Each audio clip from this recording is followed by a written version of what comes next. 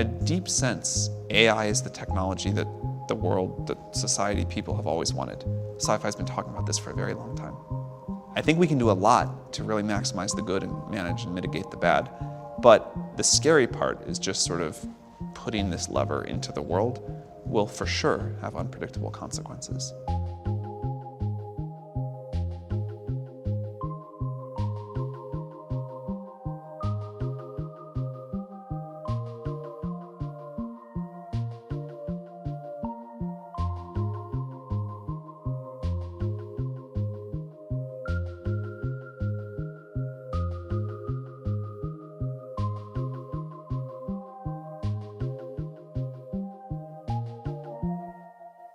We think it's very important to our mission to deploy things like ChatGPT so that people gain some experience and feeling of the capabilities and limitations of these systems.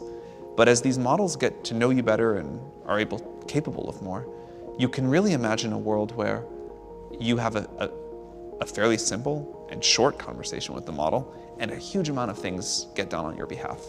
Pretty soon, I think we'll just expect all the products and services we use to have some intelligence baked in, and it'll just kind of be expected like a mobile app is today.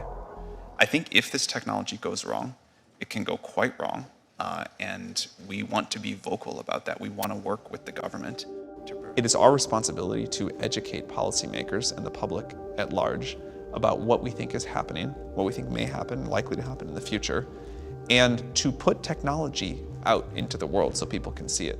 Exploitation of personal data, the proliferation of disinformation, and the deepening of societal inequalities.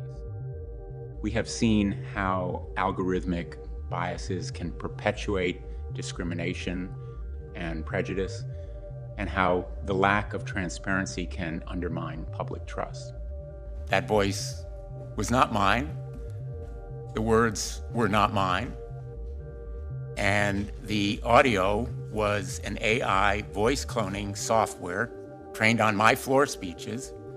The remarks were written by ChatGPT when it was asked how I would open this hearing.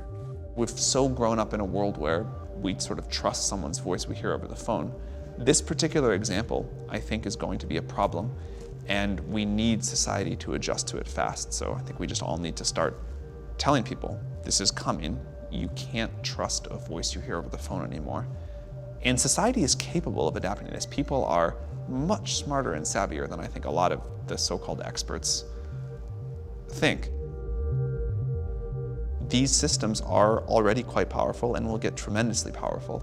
And we have come together as a global community before for very powerful technologies that pose substantial risk that one has to overcome to get to the tremendous upside.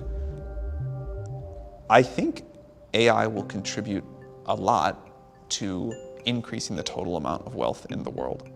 However, it won't be sufficient on its own, and I still think we need much more public policy around how we're going to divvy up access to these systems, how we're going to divvy up governance of these systems.